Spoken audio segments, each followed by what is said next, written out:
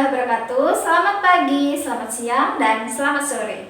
Selamat datang di pembelajaran IPA. Saya ucapkan selamat kepada adik-adik yang sudah memasuki kelas 7. Nah, saatnya bagi kalian untuk mempelajari lebih dalam lagi mengenai benda-benda dan makhluk hidup di sekitar yang dapat dipelajari melalui bidang studi yang dinamakan IPA atau Ilmu Pengetahuan Alam. Para ilmuwan mempelajari hal-hal yang terjadi di sekitar kita dengan cara melakukan serangkaian penelitian dengan cermat dan hati-hati.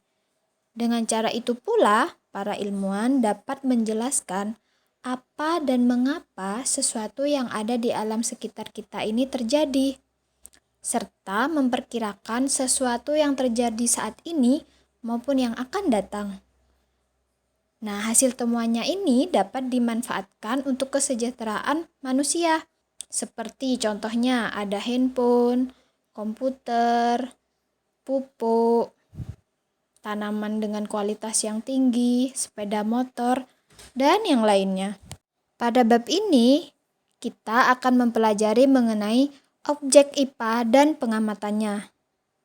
Di sini kita akan belajar apa yang diselidiki dalam IPA, bagaimana melakukan pengamatan, dan mempelajari pengukuran sebagai bagian dari pengamatan. Nah, pertama, kalian sudah tahu apa belum apa saja objek IPA atau yang dipelajari dalam IPA? Jadi, apa saja yang dipelajari dalam IPA? Nah, namanya saja IPA.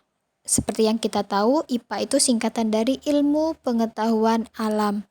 Berarti IPA itu adalah ilmu yang mempelajari segala sesuatu yang ada di alam sekitar kita. Nah, di alam sekitar kita ini ada apa aja sih? Banyak ya, coba diperhatikan.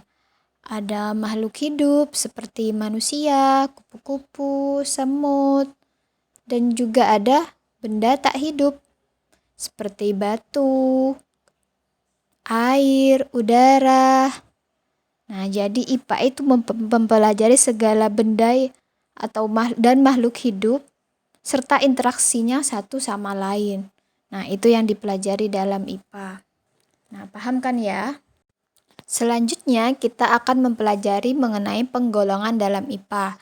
Yang pertama yaitu fisika. Jadi, fisika itu adalah ilmu yang mempelajari tentang unsur-unsur penyusun alam dan gaya yang bekerja di dalamnya.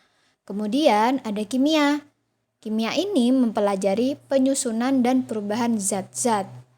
Kemudian selanjutnya ada biologi. Biologi mempelajari makhluk hidup. Bio itu artinya makhluk hidup. Jadi biologi mempelajari makhluk hidup. Kemudian ada geologi dan astronomi, yaitu ilmu yang mempelajari mengenai lapisan penyusun bumi, atmosfer, dan antariksa.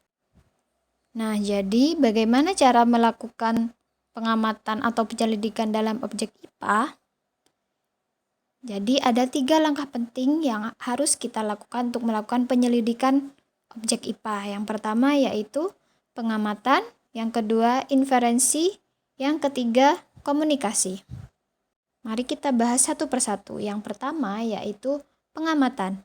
Pengamatan adalah proses mengamati suatu objek dengan menggunakan panca indera atau alat peraga. Contohnya, misal saat kamu melakukan pengamatan terhadap seekor sapi. Kamu melihat sapi itu dengan panca indera kamu, salah satu panca indera kamu yaitu mata. Kamu lihat sapinya. Kemudian kamu sentuh kulitnya menggunakan kulit kamu. Nah, seperti itu. Atau saat kamu ingin mengamati makhluk hidup yang berukuran sangat kecil menggunakan mikroskop. Nah, itu juga contoh yang menggunakan alat peraga. Kemudian yang kedua ada inferensi. Inferensi ini adalah proses merumuskan penjelasan berdasarkan hasil pengamatan tadi. Contohnya, saat kamu mengamati seekor sapi tadi, jadi kamu dapat merumuskan bahwa ciri-ciri sapi tersebut berkaki 4, terus berwarna coklat, dan lain-lain. Yang ketiga, kemudian komunikasi. Jadi, hasil pengamatan yang kita lakukan itu bisa dikomunikasikan dalam bentuk tabel bagan, kurva, diagram, atau grafik. Atau bisa juga biasanya kalau kalian sedang melakukan penelitian di kelas, kalian juga mengkomunikasikannya atau mempresentasikannya di depan kelas. Tentu saja juga menyertakan laporan hasil penelitian. Nah, seperti itu. Selanjutnya, kita akan belajar mengenai pengukuran sebagai bagian dari pengamatan. Jadi, apa itu pengukuran? Pengukuran adalah kegiatan membandingkan suatu besaran yang diukur dengan alat ukur yang dipakai sebagai satuan. Jadi membandingkan, ya, pengukuran itu intinya membandingkan. Nah, kalau besaran apa? Kalau besaran sesuatu yang dapat diukur. Kalau satuan, sesuatu yang digunakan sebagai pembanding dalam pengukuran itu. Kalau alat ukur, ya alat yang digunakan untuk mengukur. Contoh alat ukur panjang.